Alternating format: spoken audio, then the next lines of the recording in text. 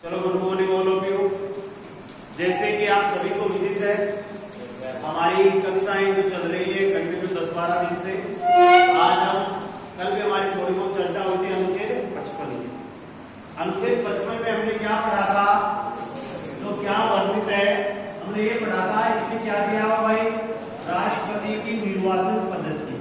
क्या भाई, राष्ट्रपति की निर्वाचन या चुनाव पद्धति, यानी किस पद्धति से राष्ट्रपति का चुनाव होता है और राष्ट्रपति के चुनाव में कौन कौन भाग लेता है, इसकी हमारी चर्चा हो रही है।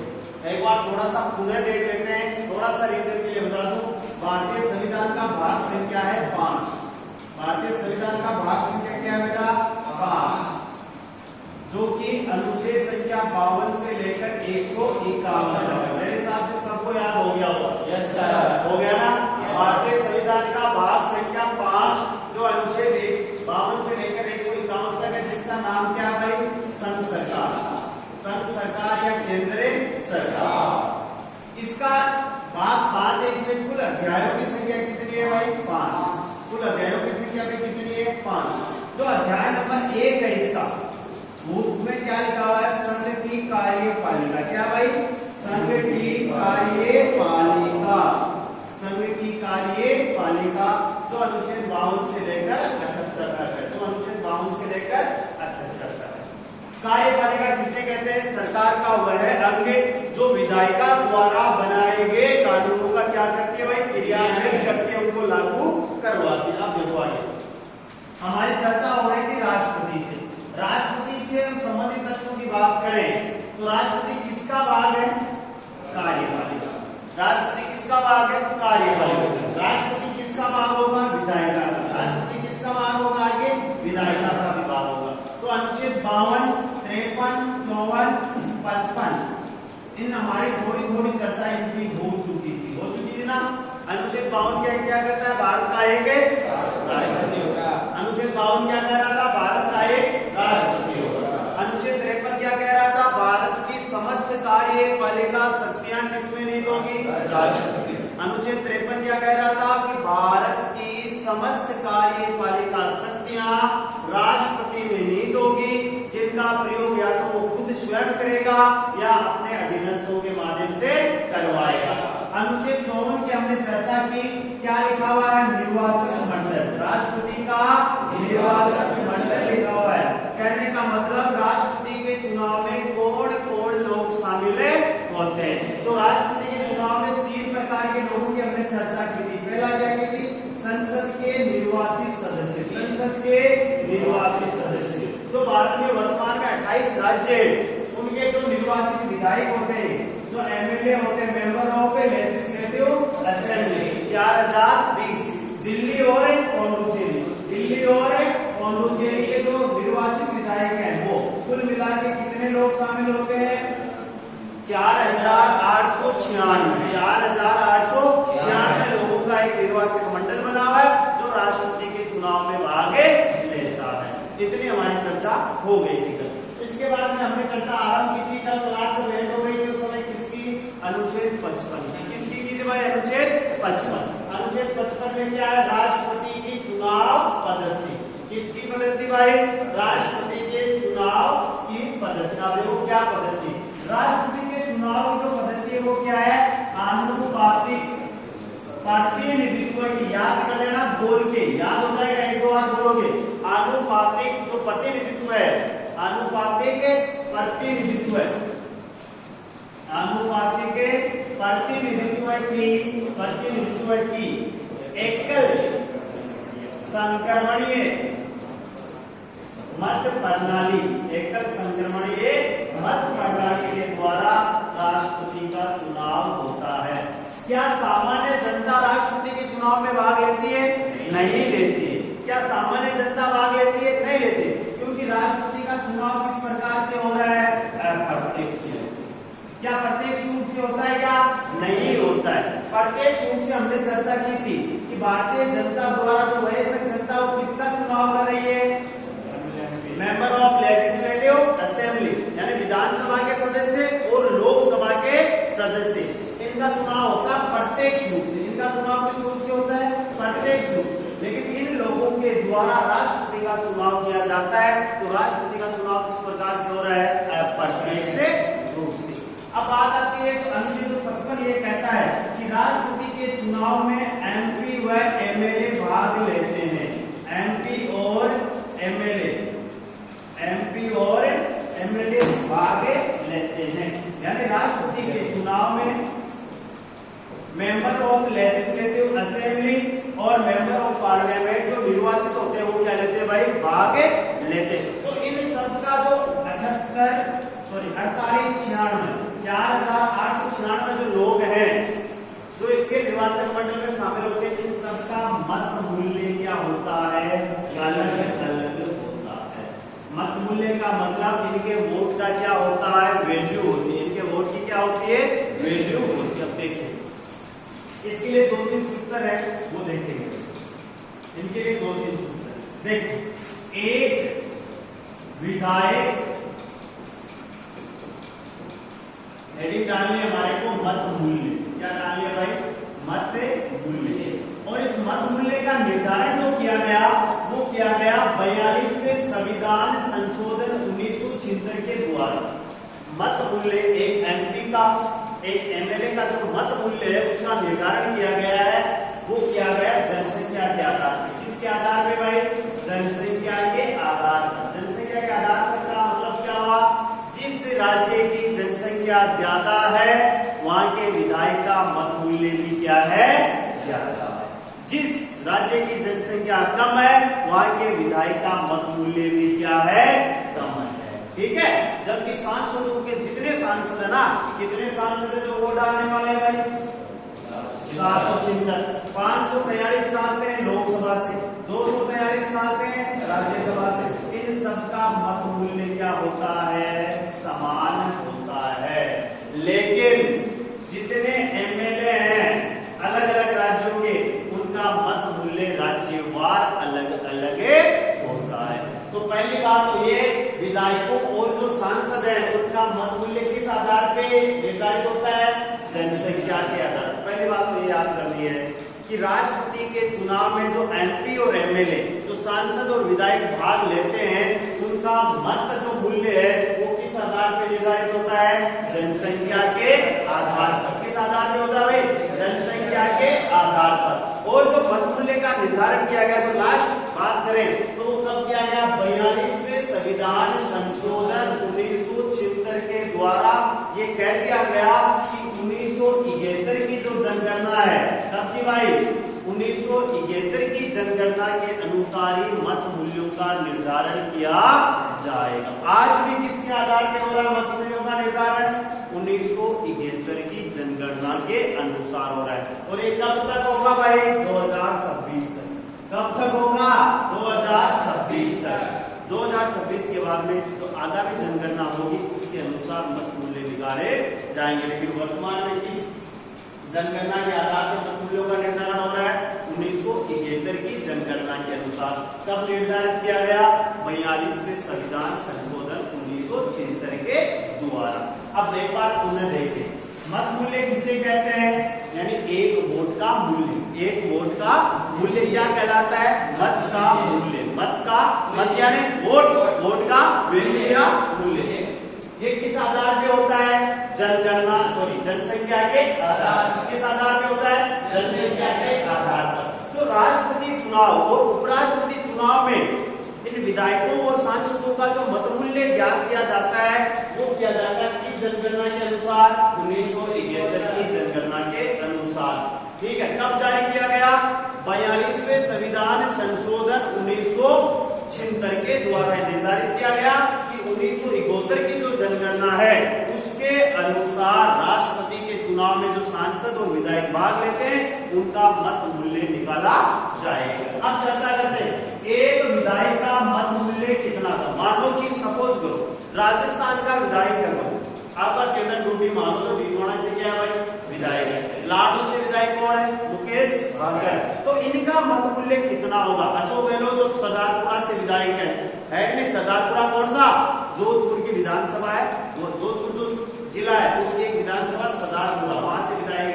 टोंक से विधायक कौन है? सचिन पायलट है। तो इनका मत मूल्य झालरा पाटन जो आपके झालरापाड़ तो झालावाड़ में, वहां से वसुंधरा राजे सिंधिया, तो इनका मतमूल्य कितना होता है राष्ट्रपति चुनाव में? देखो, एक विधायक का मतमूल्य ज्ञात करना तो क्या सूत्र होगा? एक विधायक का मतमूल्य, एक विधायक का मतमूल्य बराबर, एक विधायक का मतमूल्य बराबर राज्य की कुल जनसंख्या, राज्य की कुल जनसंख्या, राज्य की कुल जनसंख्या बटा वहां से निर्वाचित होने वाले विधायकों की संख्या, वहां से निर्वाचित होने वाले विधायकों की संख्या, वहां से निर्वाचित होने वाले विधायकों की संख्या, निर्वाचित होने वाले विधायकों की संख्या। तो मान लो 1971 में राजस्थान की जनसंख्या, 1971 में राजस्थान की जो जनसंख्या थी ना, वो कितनी थी? 2,58,00,000। कितनी थी भाई? 2,58,00,000। कब की बात कर रहे हैं? 1971। और सूत्र ये कहता है, और जनसंख्या का निर्धारण भी किसके अनुसार हो रहा है? 1971 की जनगणना। तो कितने हो गए? 2 करोड़। सूत्र क्या कह रहा है? एक विधायक का मतमूल्य बराबर, सूत्र क्या कह रहा है? एक विधायक का मतमूल्य बराबर राज्य की कुल जनसंख्या कितनी है? 2,58,00,000। और राजस्थान से कितने सांसद, सॉरी विधायक चुने जा रहे हैं? अरे कितने विधायक चुने जाते हैं? 200 चुने जाते हैं। तो उत्तर क्या आ जाएगा? 129। यानी राजस्थान का एक जो एमएलए होता है उसके वोट की वैल्यू कितनी हो गई? 132। यानी एक विधायक के मत का मूल्य कितना आया? 132। ठीक है, कितना आया भाई? 132। करोड़ में तो ना आगे। ठीक है, कितना आया भाई? 129। अब देखो, जबकि सबसे ज्यादा मतमूल्य की बात करें, ये मतमूल्य किस विधायक का है भाई? राजस्थान के विधायक का। किस विधायक का है? राजस्थान। बाकी अभी तो कितने विधायक हैं? टोटल कितने विधायक हुए थे कल? 41 हुए नहीं हुए थे?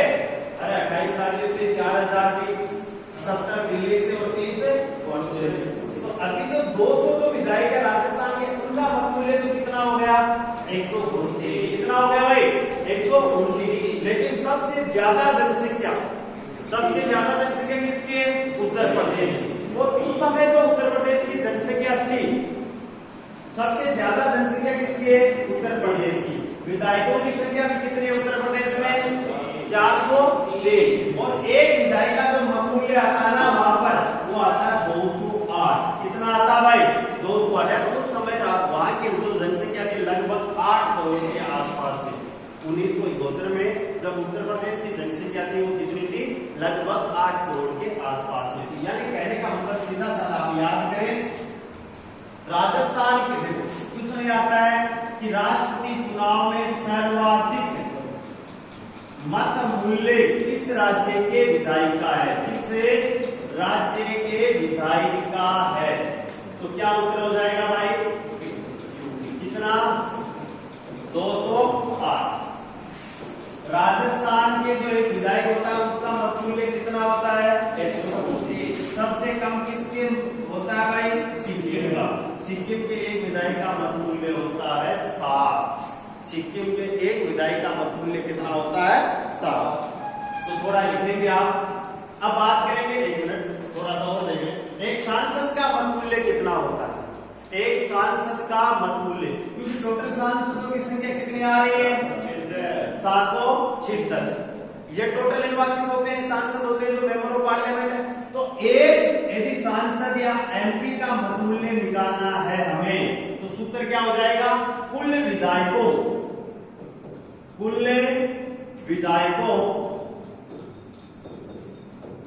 के मत मूल्य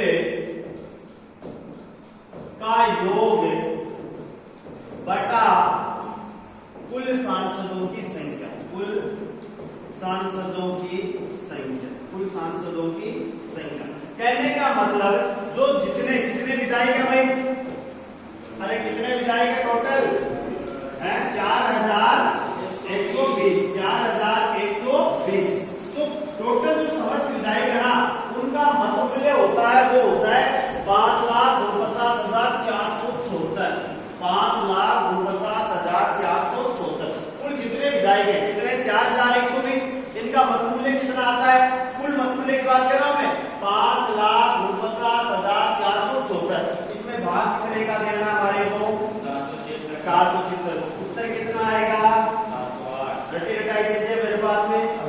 उदाहरण के लिए दिखाएंगे गणित की तरह, कितने एक मत जो MLA sorry member of parliament जो सांसद होता है ना, उसके मत का मूल्य कितना होता है?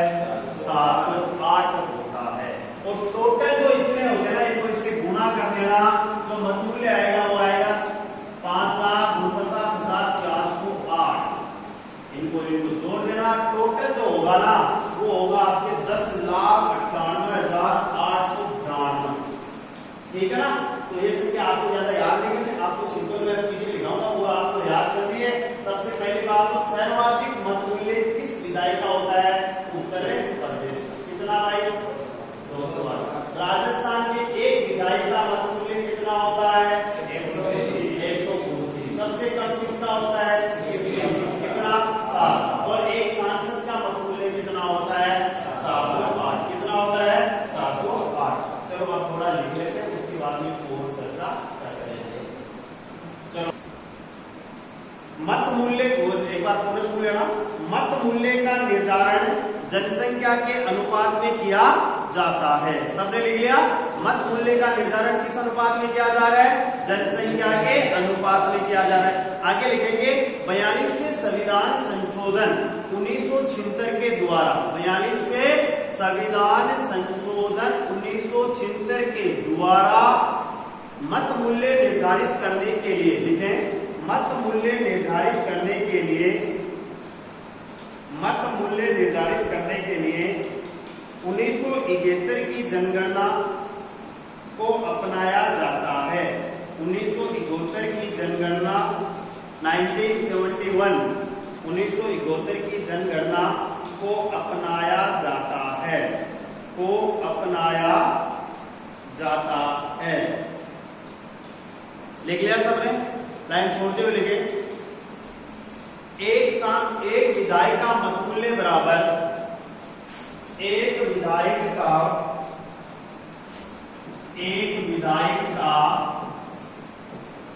मत मूल्य बराबर, मत मूल्य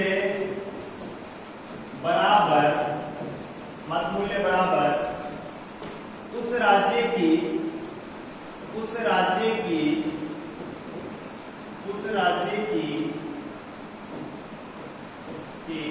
कुल जनसंख्या बटा, कुल जनसंख्या बटा उस राज्य से निर्वाचित होने वाले विधानसभा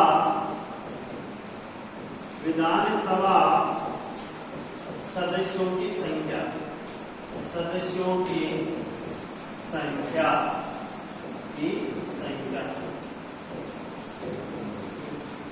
लिख लिया?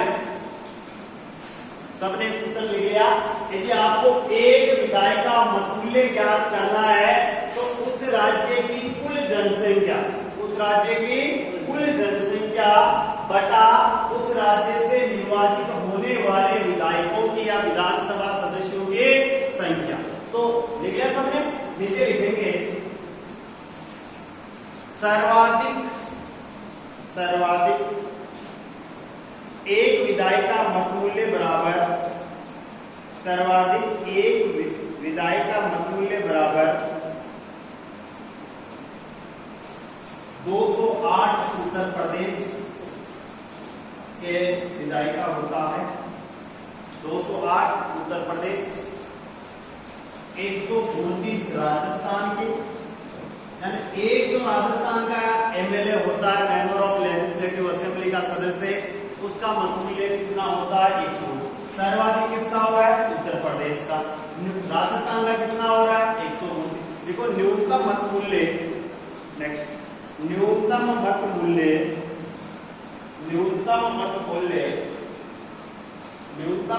मूल्य सिक्किम राज्य के विधायक का होता है 7। सिक्किम राज्य के एक विधायक का होता है 7। न्यूनतम मत मूल्य सिक्किम राज्य के विधायक का होता है 7। लिख लिया सबने? नेक्स्ट, एक सांसद नेक्स्ट लिखना, एक सांसद का मत मूल्य, एक सांसद का मत मूल्य बराबर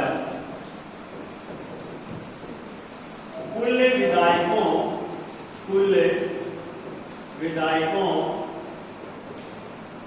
के मत मूल्यों का योग बटा कुल निर्वाचित सांसदों की संख्या, कुल निर्वाचित सांसदों की संख्या।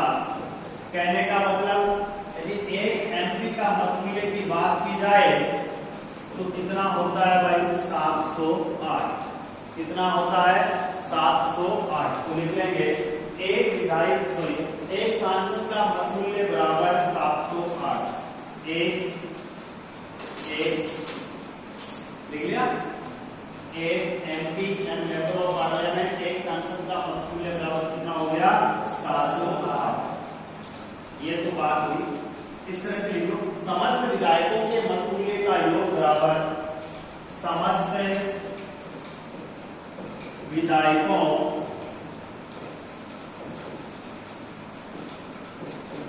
के मत मूल्य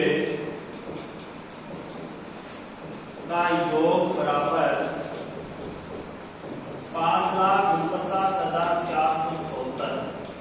5,49,476, जबकि समस्त सांसदों का मत मूल्य बराबर समस्त सांसदों का मत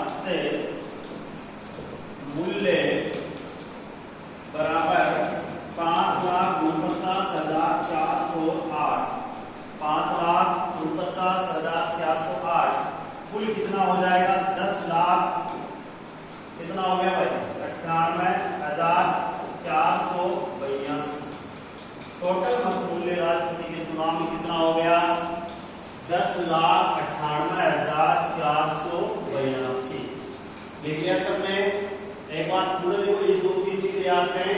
सर्वाधिक यदि पूछा जाए कि किस राज्य के विधायक का मत मूल्य है तो उत्तर प्रदेश का कितना हो जाएगा? एक विधायक का मत मूल्य कितना हो जाएगा? 208। कितना होगा बेटा? 208। राजस्थान का पूछा जाए कितना? 129। सबसे कम किसका होता है? सिक्किम का। और एक सांसद का पूछा जाए मत मूल्य तो कितना हो जाएगा? जबकि कुल मत मूल्यों की संख्या कितनी हो रही है? 10,98,400। ठीक है, अब आगे देखिए। अब राष्ट्रपति को चुनाव जीतने के लिए कितने मत मूल्य की आवश्यकता पड़ती है, इसके लिए भी एक कोटा निर्धारित किया गया। क्या किया गया है? कोटा निर्धारित। राष्ट्रपति को यदि चुनाव जीतना है, कि राष्ट्रपति को चुनाव जीतना है तो उसे आनुपातिक प्रतिनिधित्व की जो एकल संक्रमणीय मत प्रणाली है उसके तहत वोट प्राप्त करना। कहने का मतलब राष्ट्रपति को यदि चुनाव जीतना है तो जो कुल मत मूल्य है उसमें से वेद मतों का 50+1% की आवश्यकता रहती है। कुल जो वेद मूल्य है इतना यदि वो प्राप्त कर लेता है तब वह क्या प्राप्त हो जाता है? उसको चुनाव में जीत प्राप्त हो जाती है। इसके लिए भी सूत्र है, इसके लिए भी क्या है? एक सूत्र है। चलो, न्यूनतम कोटा क्या होता है? राष्ट्रपति चुनाव में न्यूनतम कोटा क्या होता है? न्यूनतम कोटा बराबर होगा वेद मतों की संख्या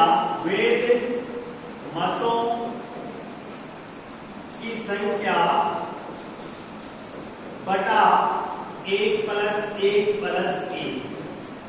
कहने का मतलब सुनना है, यदि राष्ट्रपति है, अभी 2 राष्ट्रपति है, ए और बी, ये 2 व्यक्ति क्या कर रहे हैं भाई? राष्ट्रपति का चुनाव लड़ रहे हैं। क्या कर रहे हैं भाई? राष्ट्रपति का चुनाव लड़ रहे हैं। तो इनको कितने वोटों की आवश्यकता होगी कि ये चुनाव जीत हो जाए इनकी या विजेता घोषित हो जाए। तो इसके लिए क्या किया गया, जैसे मान लो टोटल हमने विजेता मत मूल्य जो याद किया था वो कितना किया था भाई, 10,98,000, 10,98,882।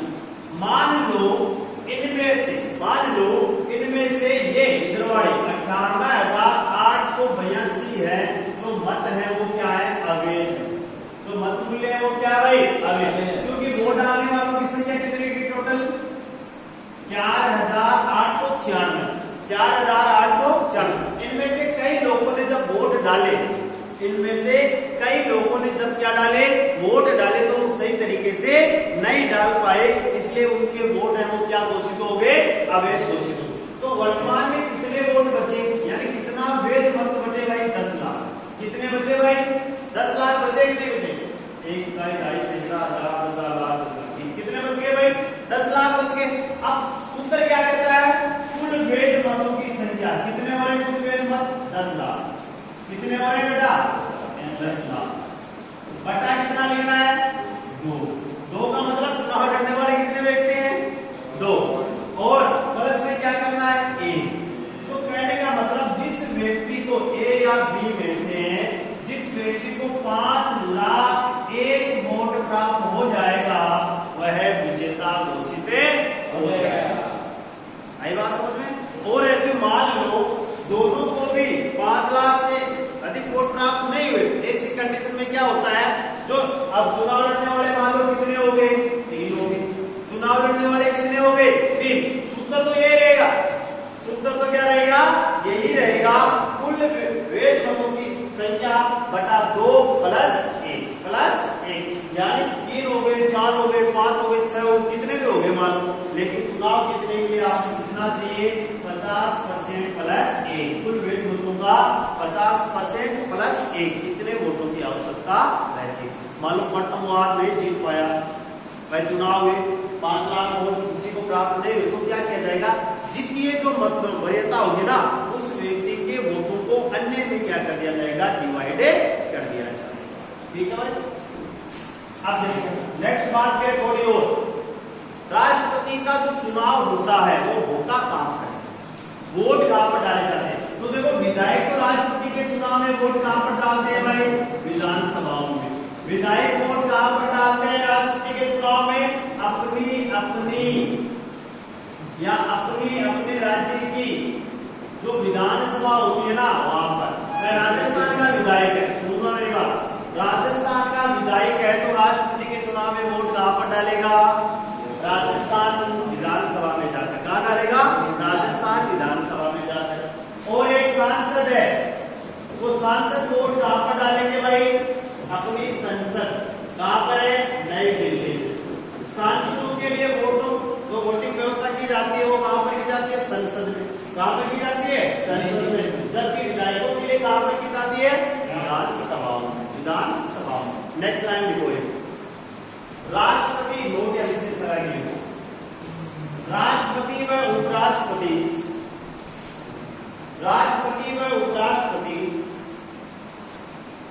के चुनाव विवादों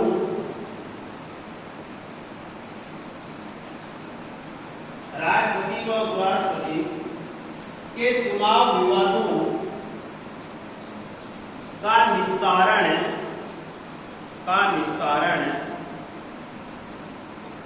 सर्वोच्च न्यायालय द्वारा ही किया जाता है। सर्वोच्च न्यायालय द्वारा ही किया जाता है। केवल सर्वोच्च न्यायालय द्वारा ही किया जाता है। केवल सर्वोच्च न्यायालय द्वारा ही किया जाता है। केवल सर्वोच्च न्यायालय द्वारा ही किया जाता है। नेक्स्ट लाइन एक कुछ याद सकते हो, लिखो इसमें हेडिंग डालो, अनुच्छेद 56। एक लास्ट और दोबारा से आज अनुच्छेद 56 सबसे सरल है, अनुच्छेद 56। नेक्स्ट है भाई अनुच्छेद 56। क्या है अनुच्छेद 56 में, राष्ट्रपति का कार्यकाल। क्या भाई, राष्ट्रपति का कार्यकाल। अनुच्छेद 56 में क्या है, राष्ट्रपति का कार्यकाल। साथ में लिखो, एक बार बता पहले लिखो। राष्ट्रपति का कार्यकाल, राष्ट्रपति का कार्यकाल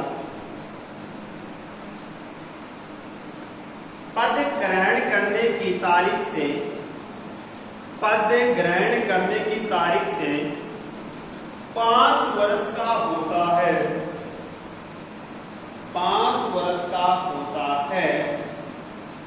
राष्ट्रपति का कार्यकाल पद ग्रहण करने से, ठीक है, जो तारीख होती है उससे 5 वर्ष का होता है। नेक्स्ट लाइन लिखो नीचे छोड़ते हुए। नए राष्ट्रपति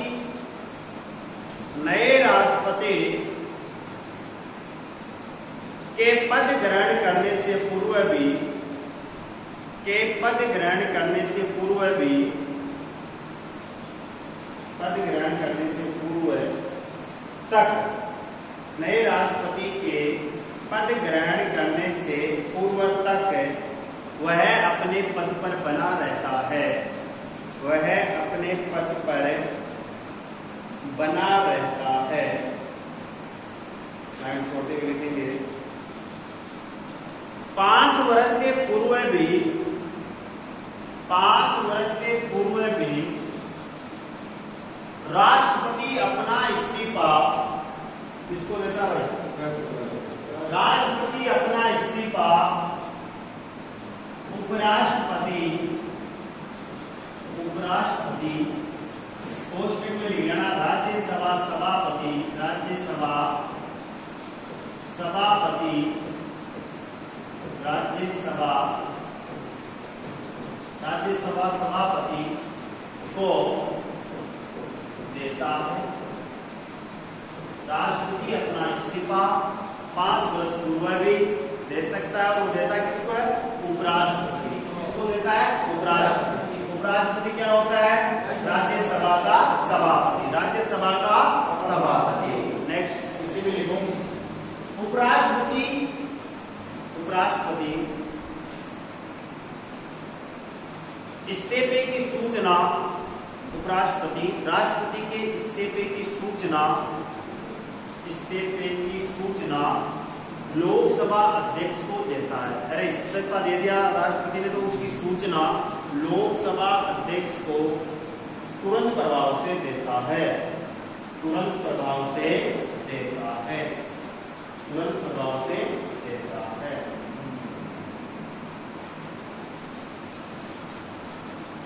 नेक्स्ट लाइन लिखिए। यदि 5 वर्ष से पूर्व, यदि 5 वर्ष से पूर्व राष्ट्रपति अपना त्याग पत्र दे देता है, 5 वर्ष से पूर्व अपना त्याग पत्र दे देता है, तो 6 महीने के अंदर अंदर चुनाव करवाने, तो 6 महीने के अंदर अंदर नए राष्ट्रपति के चुनाव करवाने, 6 महीने के अंदर अंदर नए राष्ट्रपति के चुनाव करवाने, नए राष्ट्रपति के चुनाव करवाने आवश्यक होता है, नए राष्ट्रपति के चुनाव करवाने आवश्यक होता है। देखिए सबने एक बार बोल के देखो। राष्ट्रपति का कार्यकाल कितने वर्ष का हो रहा है भाई? सामान्यतः राष्ट्रपति का कार्यकाल कितने वर्ष का होता है? 5 वर्ष का होता है। लेकिन 5 वर्ष से पूर्व भी राष्ट्रपति अपना इस्तीफा, राष्ट्रपति अपना इस्तीफा किसको दे सकता है भाई? उपराष्ट्रपति को। किसको दे सकता है? उपराष्ट्रपति। उपराष्ट्रपति यह सूचना किसको देगा? लोकसभा स्पीकर या लोकसभा अध्यक्ष को देगा।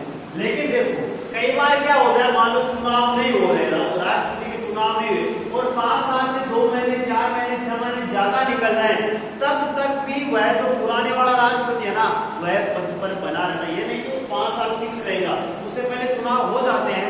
बाई चांस मान लो चुनाव नहीं हुए, तो ऐसी कंडीशन में जब तक नया राष्ट्रपति नहीं चुना जाएगा ना, तब तक पुराने वाला राष्ट्रपति अपने पद पर रहेगा। कोई दिक्कत नहीं है। कार्यकाल कितने वर्ष का हो रहा है? 5 वर्ष का हो रहा है। इससे पहले भी अपना इस्तीफा किसको दे सकता है? उपराष्ट्रपति। उपराष्ट्रपति कौन होता है? राज्यसभा का सभापति। अब आगे अनुच्छेद 57, अनुच्छेद 57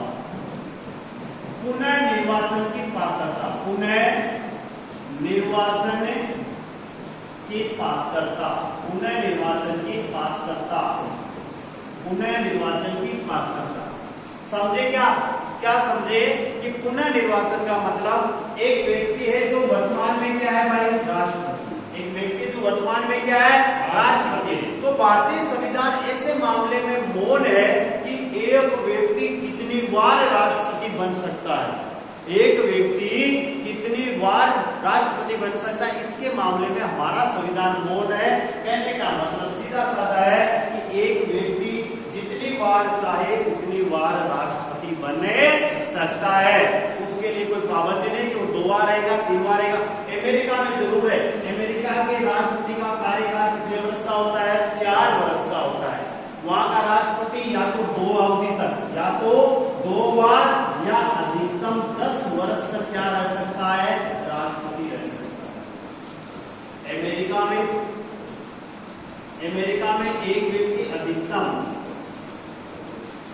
2 बार या अधिकतम 10 वर्ष तक क्या रह सकता है, राष्ट्रपति रह सकता है। लेकिन भारत में ऐसी कोई पाबंदी नहीं है, संविधान में कहीं उल्लेख नहीं है कि एक व्यक्ति कितनी बार भी राष्ट्रपति बन सकता है, कितनी बार भी बन सकता है। लेकिन आज तक एकमात्र ऐसे व्यक्ति हैं, कौन भाई, डॉक्टर राजेंद्र प्रसाद। एकमात्र ऐसे व्यक्ति है कौन है, डॉक्टर राजेंद्र प्रसाद, जो कितनी बार भाई, 2 बार क्या रह चुके हैं, राष्ट्रपति रह चुके हैं। उसके बाद में कोई भी व्यक्ति 2 बार राष्ट्रपति नहीं बना है, कोई भी व्यक्ति क्या नहीं बना है, राष्ट्रपति नहीं। ठीक है, चलो थोड़ा लिख लेते हैं। देखो देखें,